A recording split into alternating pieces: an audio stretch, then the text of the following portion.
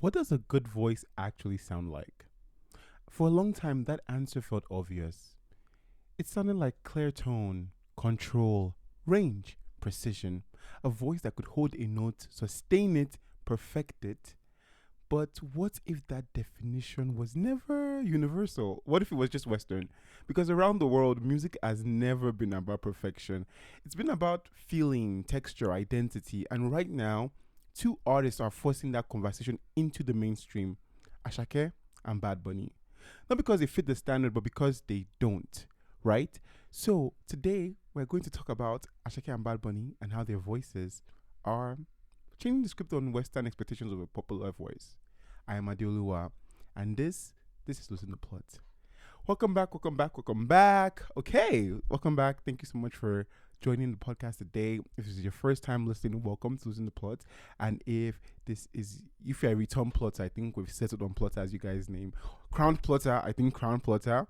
Welcome back. This is Losing the Plot, where we take topics around popular culture, especially the music industry, and use them to explain and understand how human beings kind of are engineered and how we work, and explore history, explore just the human race through popular culture, right? Again, we've had more music episodes than any other, segments of popular culture, but we're working on fixing that. And I'm really, really happy to, be here to facilitate the conversation, right? So today we're talking about Asake and Bad Bunny, Benito and Mr. Money with the Vibe. I really, one thing I've noticed, if you listen to this podcast, you've noticed as well, that we talk a lot about female pop star divas and queens and things of that nature, right? And we know, as we should, okay? Let me start by saying that, as we rightly should. But I've been having this thought since Bad Bunny went on the Super Bowl. He did the Super Bowl earlier this year, and he won Grammy, and he won the Grammy, I believe, album of the year this year as well.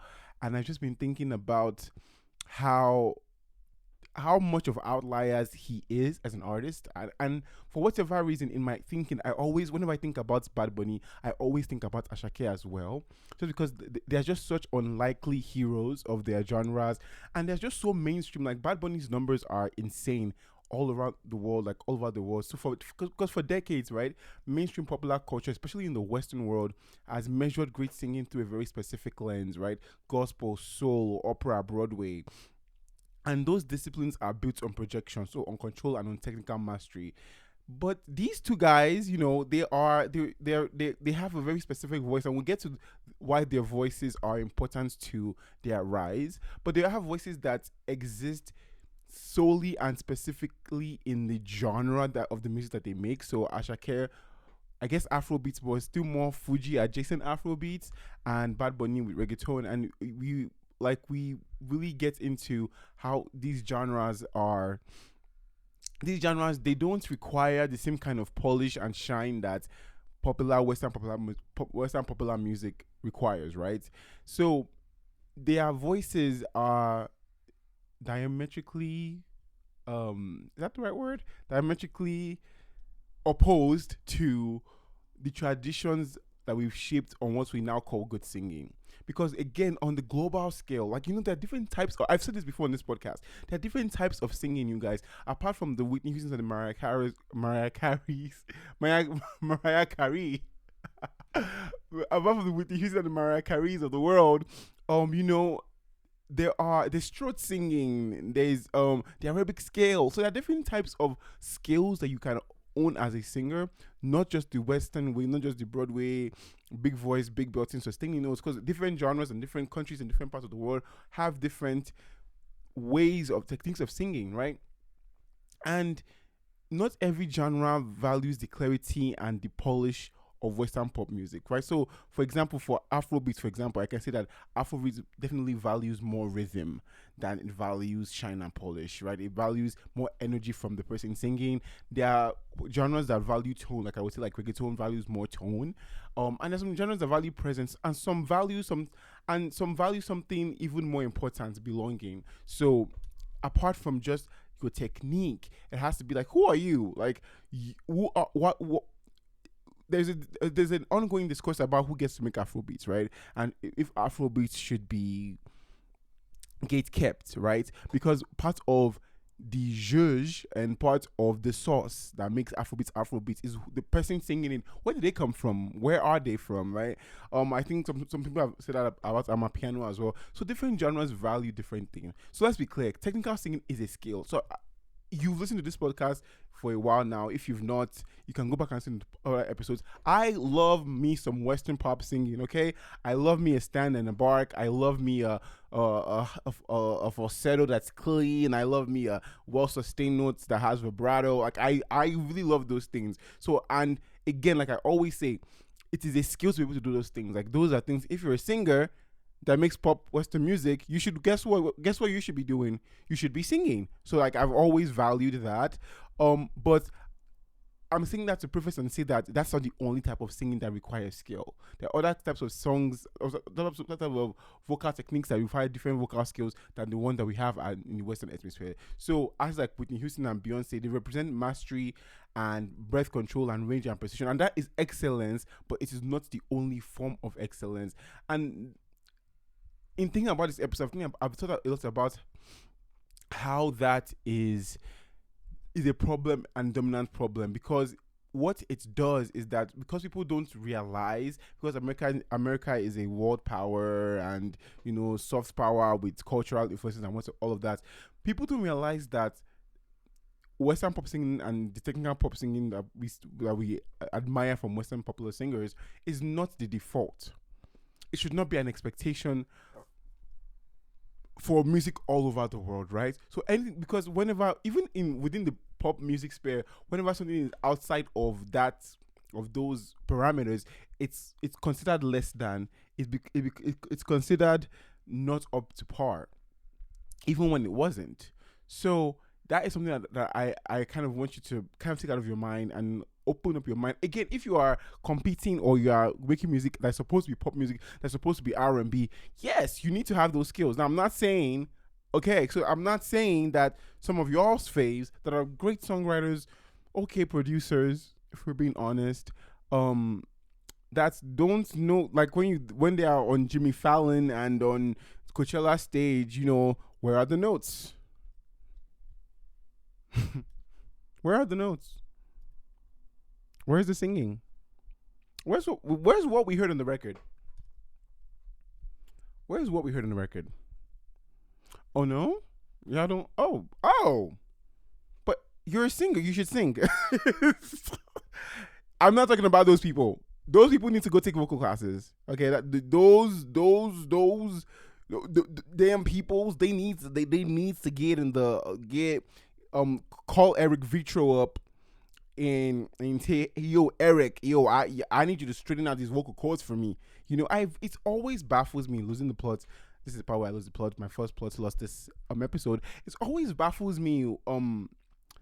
Again, I think I've said it before on this podcast. Actually, I remember saying it now, but it baffles me that you have billions and billions and billions of dollars, or seemingly have millions and millions of dollars to spend on for a budget for hair, for the style, for the concert, for the light, for the equipment, for the backup dancers, for the band, and there's no space in that budget for a vocal coach. That is always so baffling to me, because it would be to me like an athlete, like Michael Jordan at his prime, not having a personal trainer, but having someone that styles his suits for the press conferences after the game, and someone that is handling his Jordan Air Force, whatever the rollout, but not having because that's the thing that keeps you, that makes you puts you in business. That's why we're here. Is that you're a singer, you should sing. But y'all have budget for everything else but a vocal coach. And it really is baffling to me, because I'll be watching an artist that has been in the public zeitgeist, not someone that is new to the industry, or someone that is just having their moments, someone that we have known album after album.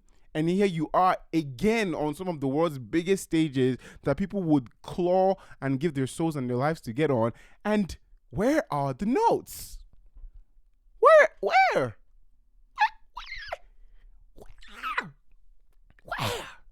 are the notes? You guys. Okay, let's get back on track. Asake. Asake. Now let's go. Let's take a look at Asake. Asake Money. I think Asake is a great example of voice as rhythm. So because Asake is not trying to impress you with vocal precision, I don't think any of Ashake's fans expect vocal precision from him in terms of those notes I was asking about earlier. Because that's not again, there are genres that value different things, right?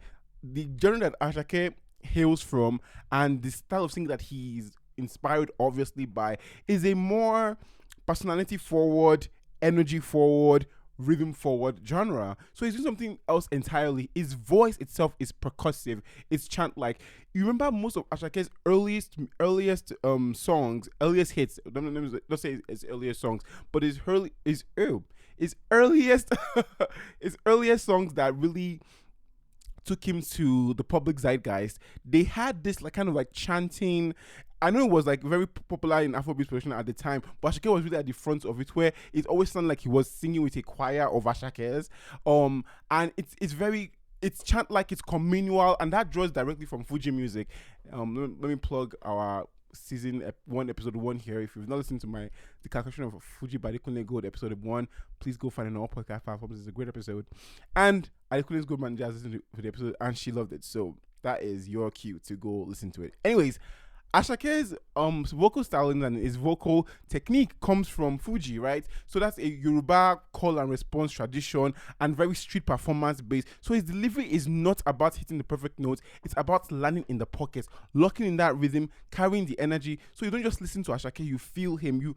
Like when people are, getting their makeup done before they go to the club, or they're in the car with their friends, they want to play Asake. Like Asake is prime for that. Mind you, Asake is really interesting to me because he's been able to as well vary and diverse his sonic palette in terms of he has songs like Remember, he has Lonely at the Top, so he plays in other circles while still being authentically himself, which I think is why he's been such a mainstay in the Afrobeat cultural conversations. But at the core of it, his vocal stylings, his vocal technique hails from Fuji, and you hear that. Let's talk about Benito's voice. Both of them, because they are both from tropical parts of the world, their voice as rhythm is always going to be part of that part of the world. It's just like over there, it's drums and it's bass lines, right? So both Bad Bunny and Asake, they have that in common. But Benito, for me, has an extra layer of I don't know what to call it, of technique, where his voice is not just there, because his voice is very low range, and it's moving the beats along, but he's not really singing most of the time. Benito is voiced to me as conversation. It's a different genre, different language, but similar disruption. So his voice is relaxed. Benito always sounds so casual on his songs. It's my favorite thing. So it's almost like he's rapping, and it's because the genre that he operates in has a lot of hip-hop influences incorporated into it, right? But it's very conversational. It moves like speech. It's storytelling. It's rooted in reggaeton. Again, it has that Caribbean rhythm, because again, these are tropical sounds, and these are artists that are influenced by those parts of the world where moving is the thing. But as opposed to Ashake's an Afrobeat, where it's voice as rhythm, where we are looking for that drum to come in and to komole and to dance and to get into it. With Bad Bunny, he's not performing at you. It's not really about his energy per se. It's more about the intimacy. He's speaking to you.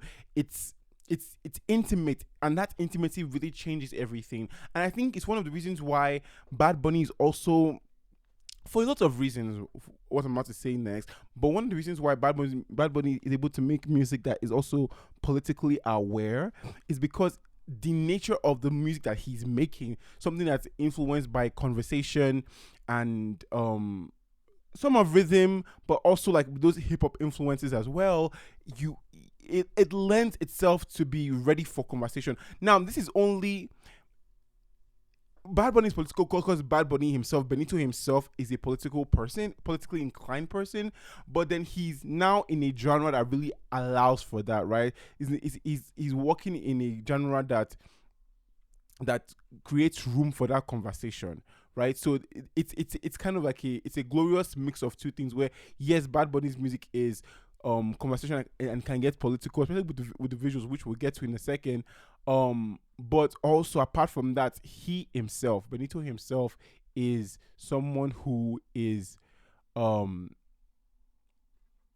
someone who is aligned to all of those things. Okay, so I want to talk. I feel like these two men have also had such amazing years. Like in fact, it's been their year for a lot of years right now. Like it's not just this year or it's not just last year. Like they've been having they've been having back to back years, and it's so glorious to see them just come up while being so authentically themselves. But they have so many. If there was a Venn diagram of Asake and Bad Bunny, they have so many similarities. There's so many things that they can meet in the middle for. But before we get into that, I think it's important that we understand where they come from and why that matters. So, right. So I've talked a little bit about that, but to understand Ashake and Bad Bunny's sound, the way they do what they do and how they do it, you have to understand where they come from. So Ashake emerges from Lagos, and I've talked about him coming from a performance culture shaped by Fuji, street pop, live and call response. So his breakout moment is not accidental. So with Ashake, he's coming up when Afrobeat is becoming the new pop music of on the global playing stage. But like we talked about in the last episode, just the one before this, that the Afrobeat has really slowed down. Afrobeat is not as boisterous and loud and in your face, and I would say colorful as it used to be. It's definitely as adapted to the whims of its globalization in terms of being more R&B-ish in nature, very more flowy, very more vibey. And so because of that, they at the point anyways, when Ashake is coming up, there's a proliferation of this new Afrobeat sound where it's vibey, it's chill, but it's not in your face. And Ashake is able to find the middle ground.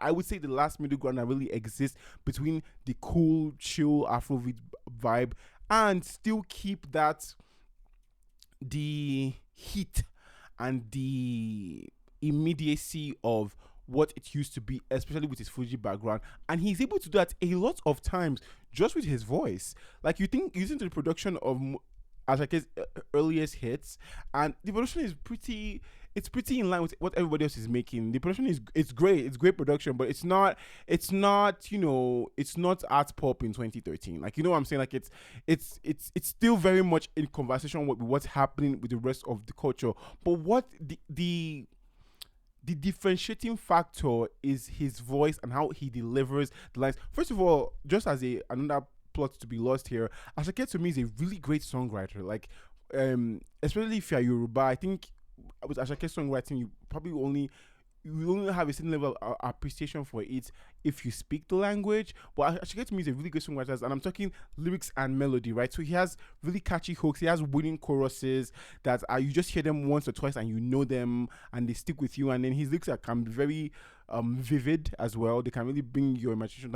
But his delivery, I think, is what really separates him from the rest of the grain, because the way he's delivering these things, these lines and these songs and these melodies that are really great to begin with, is very Fuji-esque in a sea of like Wizkids and Wizkids children. Does that make sense? So it's a thing that really sets him apart. Songs like Omokwe and Shumba, they didn't just go viral. They feel immediate. Again, one of his earliest production techniques, vocal production techniques, was using crowd chanting in his music, and it makes everything feel communal, and it makes everything rooted in rhythm. And then Ashake has also proven to me to be. I remember the summer of Mr. Money with the Vibe. He was inescapable. You could not escape. You could not escape. You could not escape. You could not escape it. You could not escape it. You could not escape it. You could just not escape it, right? Inescapable. You could not escape Ashake. Could not escape Ashake. So Mr. Money with the Vibe was like that summer of Mr. Money with the Vibe. He was wow. it was like from who's Ashake to, oh my god, like where is everybody else, right? And then he was. Ashake is also very smart in the fact that he's able to lean into the trending sounds of the time, but also still keep his core. So when Amapenu was having its rapid rise, he had Asake was in there. Like he had those amapiano infused tracks as well, and that rapid rise. It feels like less like a slow build and more like ignition. I want to take a, a break here to talk about Asake as an artist who is how I think of Victoria Monet and I think of Olivia Dean and I think of Ray is that he's not an overnight success, and there is a neither is Bad Bunny, by the way. We'll get to Benito in a second, but there is a knowing, an artistic knowing of your voice, your style, what you want to say, what you want to do. And some people might be like, it's not Ashake's music. Is it that deep? Maybe not to you, but every artist has their ethos, and the greatest artists in the world have an ethos and a world they're trying to build. And like we've talked about many times on this podcast, practice makes perfect, right? So sometimes you can't get to your ethos. Not sometimes you can't get to your ethos without doing your homework and just doing your 10,000 hours. So Asake, if you go back and find his older music with his other artist name that he has done in the past, has paid his dues. You know what I'm saying? Like, he has really tried different things. He has tried different pockets of writing and style and whatever. And so by the time he comes to us, he's kind of like fully baked. And while he's able to experiment with other things, he has his ethos, he has his voice, he has his tone, he has his perspective. I think of a song like Active featuring Travis Scott. That's such a great song. It's such a just top to bottom, just such a clever, interesting song. And it's a song that can only be made by an artist that has their ethos on lockdown, like on lock, right? So he's going from Fuji to Afrobeat at the moment to hip hop, and just gliding through the entire experience so seamlessly, and it really is at the forefront of Ashake's success to me. Let's talk about Benito. Okay, Bad Bunny's part is a bit different from Ashake's, right? But as different as it is, it's also just as specific. So Benito hails from Puerto Rico, and he blew up with SoundCloud releases, very much a product of the era that it comes from. And again, Benito's genre is more hip hop adjacent, so him breaking out on SoundCloud releases makes a lot of sense. And his breakout with Soy Peor, then a steady expansion into global dominance. He has also had, we're talking about incredulous album runs. Benito, now I'm really nervous about pronouncing some of these things. I did practice pronouncing them, but now I'm on the mic, I'm feeling a bit nervous. Y'all can Google them. I'm not gonna do Benito like that. That's my boy. You know what I'm saying? I'm not gonna do Benito like that. Y'all can Google him. But what you need to know is that people stream Benito stuff, and this is what I love. This is one of the, again, Venn diagram Asake Benito. One thing I love about their rise to global dominance as well is that they really did not sacrifice their, again, core ethos, right? Benito's music is primarily in Spanish. Ashake's music is primarily in Yoruba, and I can't speak for Benito's Spanish, but Ashake's Yoruba is Yoruba. You know what I'm saying? It shouldn't work. It shouldn't work. It's same thing with Benito. Benito is most stream artists on Spotify, this, that, and the other, breaking all these streaming records. It shouldn't work, but because they are so grounded in their ethos and their POV to this music thing, people are drawn to it, because at the end of the day, good music is good music. And if you can convince me, if you are convinced about the music you are making, you can convince me to listen. That's a lot of things that when artists are making music to bend to the whims of trends and popularity and TikTok and this and the other, it's not convincing. We know you are sitting in that studio like it's a lab and trying to create lab generated hits. It is so obvious. The listener is not dumb. But when it is something that you really are, something that you truly believe, like Bad Bunny's latest album, you can tell that, again, it's so well researched historically, sonically, that it's going to work, because these are artists that are grounded in their own ethos, right? And with Bad Bunny in particular, he's been able to reshape what a global pop star can sound like. Because while Asake is doing great on so many levels, and I would say he's a global pop phenomenon in his own right, there is no like Benito is bad. Like, come on, the Super Bowl, the Super Bowl, the Super Bowl in 2026 of all years, Benito. And he's also kind of like Ashake, genre fluid as well. So he's able to take from whatever the current reigning sound or vibe of the moment is and make it his own. But he's still unapologetically local. Same with Mr. Money with the Vibe, I would say. Same with Mr. Money with the Vibe. So now we've talked about their humble beginnings. Let us go back and let's talk about more about how they're similar. I want to just for a beat. I want to just explore that for a beat, right? Because I think this is where things get interesting. These two artists are from two completely different worlds, but they are doing the same thing essentially. They are refusing to translate themselves. They are not adapting their voices to fit global expectations, and they are bringing their local vocal traditions into global pop as is, unfiltered. And that right there is the shift. It's what makes them compelling as artists. It's what makes them interesting as artists, is that they are so.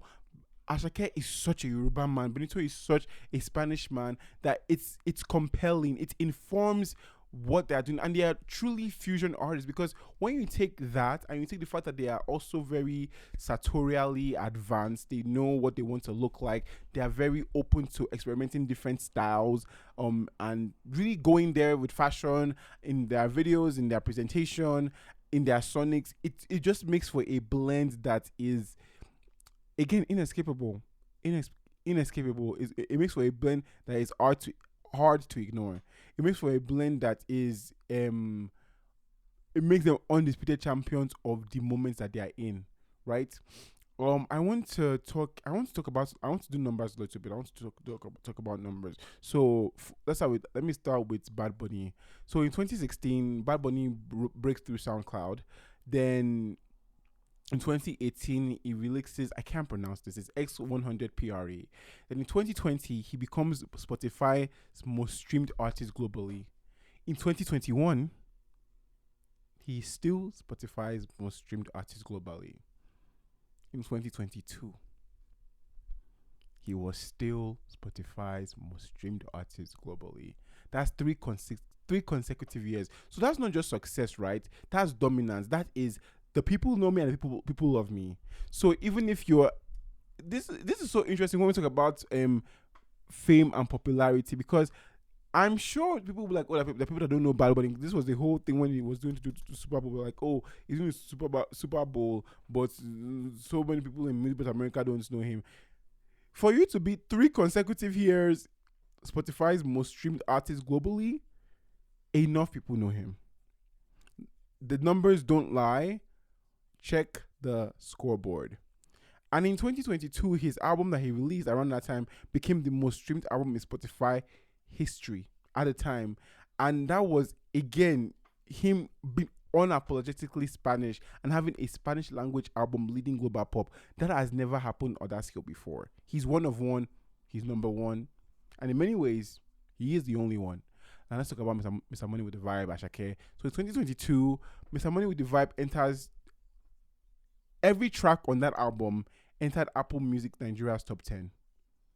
Every song on that album was basically a single, or was received like they were singles.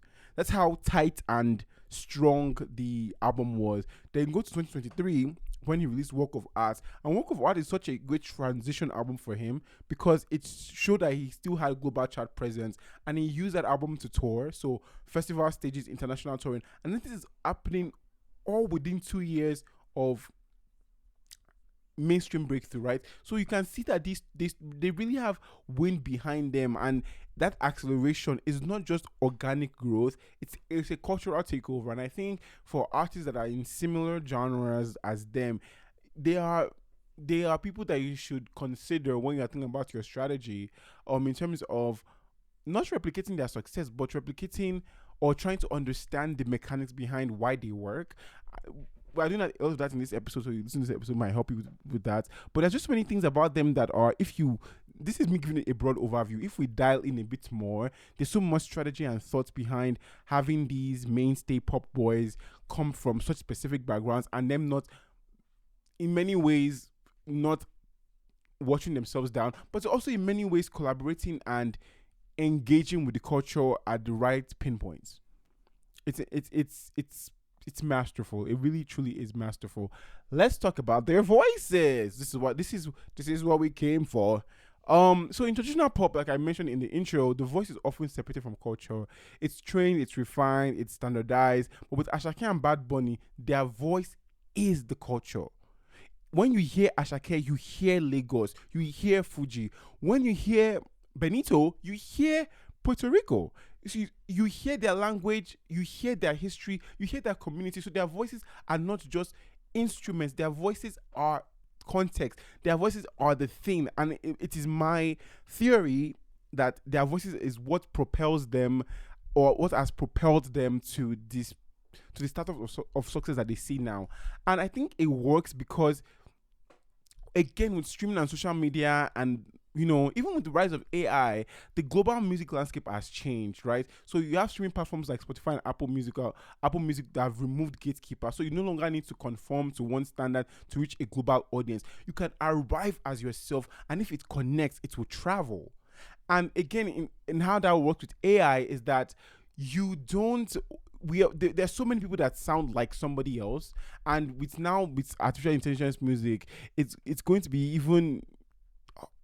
There's even more people. There are even more songs that sound like particular people. So having a differentiator as strong as tone, as strong as production, as strong as a lyric writing style is going to help you travel even farther, because it gives you so much level of things and persona that's not replicable, that cannot be repeated if it's not you. You are the formula, you are the source, you are the thing, right? And I think what connects them is this. Both of them, they did not translate themselves to succeed. They skilled themselves. So Asake did not remove his chant, remove the raspiness of his voice. Bad Bunny did not clean up his delivery. They just made the world adjust, and the world did. And the only way they could have made the world adjust was by knowing so much and so well who they are, right? It is because of who they are and the knowledge of their ethos, like I mentioned before, that they are able to arrive and be received the way that they have been received. And it is worth noting that the audience has also changed as well, right? Listeners are more, with TikTok and with the rise of social media, listeners are more open, they're more curious, they're more global. People want to know what's happening in other parts of the world. It's one of the major reasons why Afrobeats has blown in the moment it has blown up. The average listener is like, you know what, I'll listen to stuff from Puerto Rico, I'll listen to stuff from Nigeria. People are more curious. There's more access to music all over the world. So people are no longer just consuming music. They're exploring it. They're exploring the culture it comes from. Learning about Nigerian parties. They're learning about the sugarcane history of Puerto Rico. Like, people are using music as a way to enter new pockets of the human experience that they would not otherwise have had a reason to care for. It's like there's like on TikTok there'll be random trends. Some people will be like, oh, you've met me at an Asian time in my life, or you've met me at this time in my life. People are like literally like, I want to know more about these cultures. I want to know about why things are the way they are at these parts of the world. And there's no better, or sometimes it can be no better bridge for that than music. Right? So a voice that feels different doesn't feel wrong to these listeners. It feels interesting. It feels like, oh, it's very interesting that he pronounces words like that, and he does that, this like that, and this, that, and the other. And I want to know more about it. I want to be deep dived in it.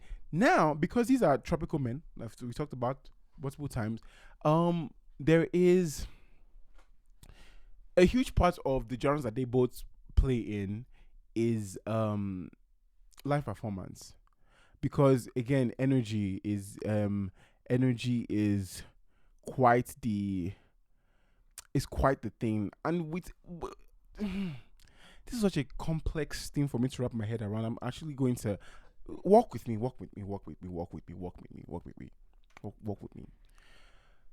how do I break this down for you guys? I really I want to take my time to explain this as I see. So this is we're now veering into the part of the podcast where I'm now kind of sharing my own opinions and my own thoughts, which is the podcast, but even more so than we have been doing before. Let's start with A. So A is different genres, like we mentioned, define demand or require different levels and types of technical singing ability. That's one. However, but comma, I think that there are still some singing techniques that should be universal when playing in certain spaces, when playing certain songs, right? So if you're going to be on Jimmy Fallon or you're going to be at the Super Bowl, which we have now established as is a legacy grand old pre vibe, this is a legacy institution, this is a legacy place.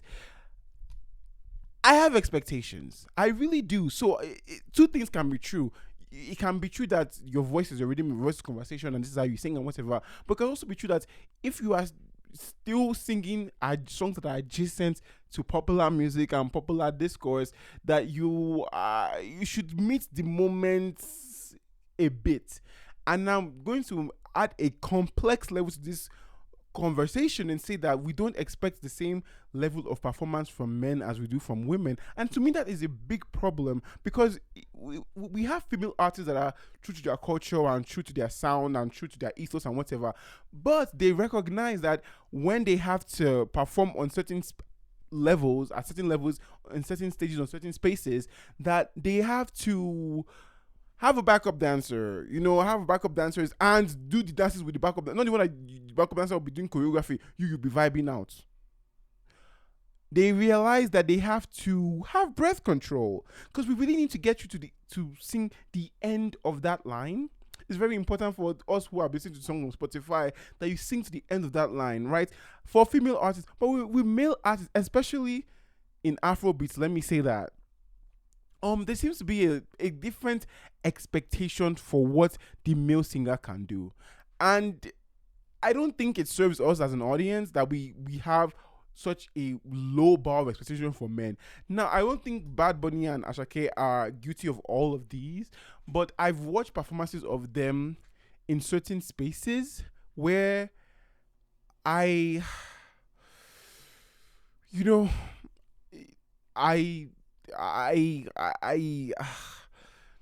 thank God for audio engineers, thank God for audio engineers. I will say thank God for audio engineers. Audio engineers are pulling their weight in gold. They are doing a lot for us. But that shouldn't be the case, right? Because I think here's where the conversation gets more complicated, right? Because when they step into legacy performance spaces, the rules have to change a little bit, right? So let's take Asake on the Red Bull stage or Bad Bunny performing on like a global broadcast like the Super Bowl, right? The energy is there, the presence is there, the audience is engaged, but something else feels a little visible. There's a little gap because these stages are built for a different standard, right? Projection, breath control, and consistency across sometimes very complex live arrangements. Like Ashake's band, I think he sometimes he performs with the composers.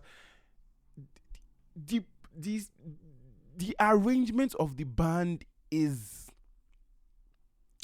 so high level and so pop that it does create a gap. You can feel that there's something lacking, and in those moments you can hear where their vocal styles, why it's perfect for their genres and what they are accomplishing. It doesn't always translate seamlessly into the performance for those formats, right? I think of Bad Bunny Super Bowl, which I loved, by the way, the scale of Bad Bunny Super Bowl, what it meant. It was great. And also, for those of you that don't know, that wasn't Bad Bunny's first Super Bowl performance, right? So he had appeared on the 2020 Super Bowl halftime show with Shakira and Jennifer Lopez. And I think I remember his outfit, like that outfit he wears when he appears with Shakira.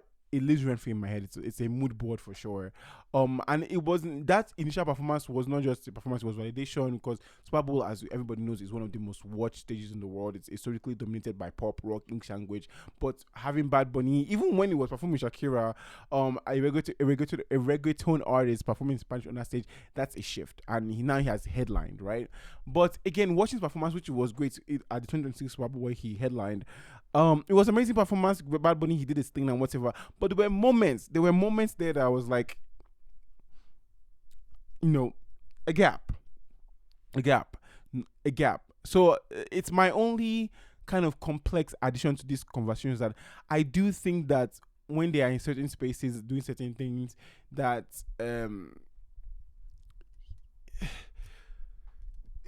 we could adjust the expectations a bit. And I don't, again, I'm not seeing this as a failure. I'm seeing this as friction, right? Because what we are really seeing is that is the two systems colliding. It's this is how we sing where I'm from, and this is how we do our things. And this is a global stage. And there are set slightly different rules from where I'm coming from and the expectations here. So a global Western standard of live performance clashing with a genre specific vocal style that was not designed for that system. So I think that's something that over time they will tweak more if they care to tweak it. Again, they are global pop stars now. The incentive for them to do that is probably less than it ever was. But if they care to tweak it, it's not going to end their careers or anything like that. Because within their culture, within their production, it gives them room to grow, right? It gives us an opportunity to see them as better artists. It gives us an opportunity to say, oh, they were great in 2026, but 2056, wow, right?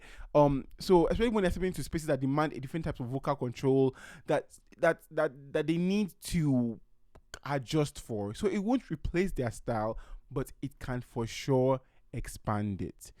Because again, these are not two men that are lacking in charisma, but while charisma will carry you into those moments, technique sometimes for those moments as well is important. So it's not just perfection, it's not just perfection as well. The technique is working with the charisma and the identity as to make a connection, because again, the audience knows who they are watching. When I'm watching Asake and I'm watching Bad Bunny, I have an expectation of what I'm going to hear vocally and what I'm going to see energy wise. So I already understand the tone, I already understand the intention. So when the vocals are not technically perfect, the performance will still land. But if they choose to improve on that, it gives them more to do as artists. It gives them more places to grow as artists, right? So for people that say, like, again, this is a critique that they get, like people that say, oh, they can't really sing, it's just more of style over substance, or they are lowering the standard. That argument assumes again that there's only one standard, and that's not what I'm saying. That's the flaw. Saying that Ashake has a lack of skill is just you understanding one system of music and not the other. I'm saying that when he takes the system of music that he comes from to global stages and to different formats, it will be interesting and fun to see them kind of play with the technique and styles of those formats that they're engaging with, so that it can up their performance and give them where to go as artists, right? So that's how I feel about that. I want to talk about them being fashion boys a little bit. Because one of the, if you follow Ashake and you follow Bad Bunny, part of their appeal is that they are fashion boys or they're aesthetic boys. They go from era to era really quickly and really seamlessly. I think it's very important because again, with male pop stars, we have different expectations from them than we do for women. Even when it comes to look, God bless Michael Jackson, God bless Prince, but God bless Elton John, God bless Freddie Mercury. But by and large, male artists sartorially are not the most exciting people to watch for. But Asake and Bad Bunny, it gives them a different layer to their impact. It gives them a visual layer. So Asake is very intentional with his image. So from his early streetwear aesthetic to more right now, he's in his more elevated, curated era. You see evolution. You see awareness. You see someone that is dialed into the moment, and it's kind of like what I'm saying about the singing thing. With fashion, you can see that there's place to go. It's exciting to watch him go through different eras, because we can say that he's here now, but only God knows where he can go next. And it'd be nice to see that kind of expansion and world building with the singing style as well. And Bad Bunny, I would say Bad Bunny takes it even further because Bad Bunny even goes to gender fluid styling, very high fashion, very bold silhouettes, and many times unexpected combinations that work just because of who's wearing it. So I don't think with Benito, he doesn't just wear clothes, he uses fashion as disruption. So fashion for both of them, I would say it's not decoration, it's an extension of their personalities, because just like their voices, their styles refuse to conform, and that consistency across sound and image is what makes them feel complete to me as main pop men, main pop boys, um it is very it's just a cool layer of their artistry. Let's talk a little bit about how we talked earlier about how they disrupted the industry and how they stood out from their peers. But I want to kind of dial into that a little bit, because their success does not exist in isolation, right? It exists in comparison. One of the reasons why Asake stands out is because he stands out. One of the reasons why he's successful, rather, is because he stands out. He's not one of the fray, right? One of the reasons why Bad Bunny is successful is because he stands out. So there's a fray, there's a line. This is how we do it. This is the current sound. This is the current vibe. And there's them. They stand out of that. So Bad Bunny enters a space that is very hip hop adjacent and is influenced by people like Drake, Travis Scott, Post Malone, even amongst his peers, right? Even also amongst his reggaeton buddies. But artists that are dominating the global streaming stage, when Bad Bunny comes up, he doesn't change his. I don't even think he would have known he would have been this successful, really. But he didn't have the onus to change his sound to match the Drakes of the world, right? Instead of adapting to those sounds, he built his own lane. Spanish language, reggaeton rooted, emotionally expressive, and still became the most streamed artist in the world, right? And then you think about Asake on the other hand, where he enters Nigerian pop at the time where it's dominated with artists like Wizkid, Burna Boy, and Davido, established stars that have very refined sound and global positioning. And instead of competing on smoothness, instead of trying to be chill and smooth like Wizkid, or trying to be punchy and controversial like Burna or Davido, he's introducing chant-based delivery, Fuji-inspired phrasing. Phrasing is such an important part of singing and music because the way an artist phrases a line, it tells of where they are from, and it can make such a difference in what makes a line sweet to listen to and what makes it sound choppy and not present, right?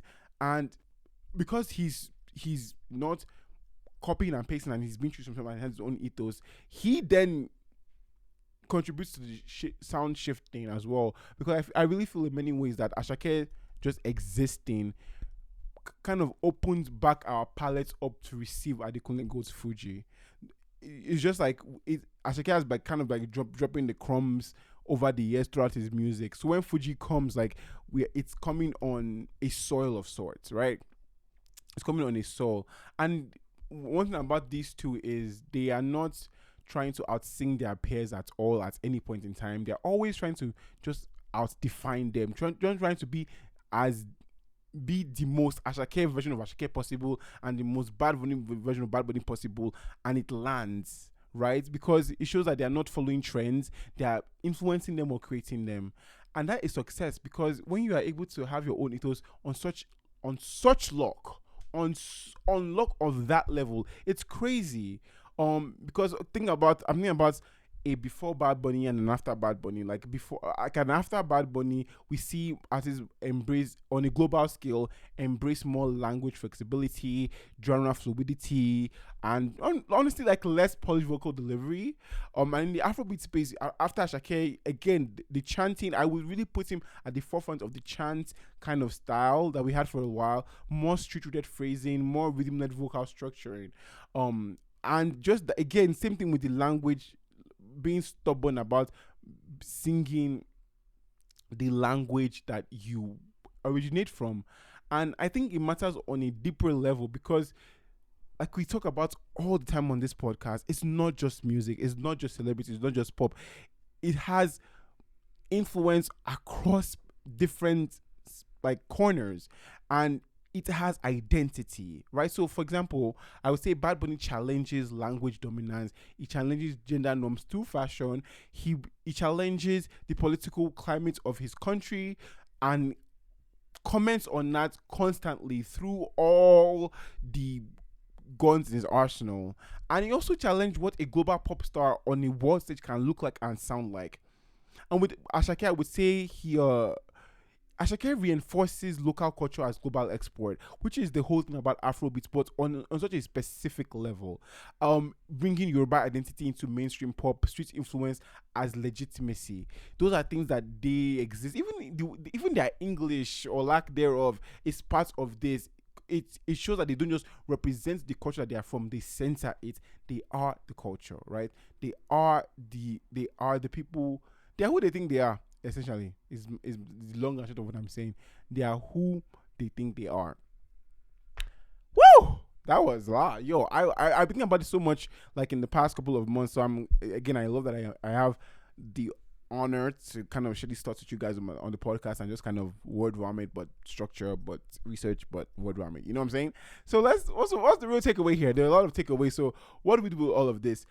I think as artists and as audience, people that listen to music as well, I think we should hold all the truths and recognize that their voices have expanded what global pop can sound like. And at the same time, there are still spaces where technical gaps become visible, and it doesn't disqualify them, but it would be nice for them to work on those so they can have more places to go as artists.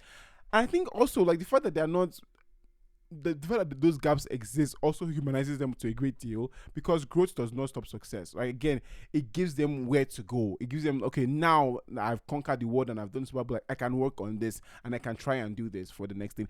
If it's of importance to them, of course, I'm not on their teams. I don't know this information, but if it was, we would be so sad for it. We'd be so sad for it. And I think it's just important as an artist. My own takeaway from them is that it's so inspiring to see people that did not change their voices to fit the world and allow the world to adjust to them. Because again, like I said multiple times on this episode, what sounds perfect in one system can sound incomplete in another. And it's not failure, it's friction. Charisma can, carry a performance, but technique, on the flip side, can help sustain it. Yeah?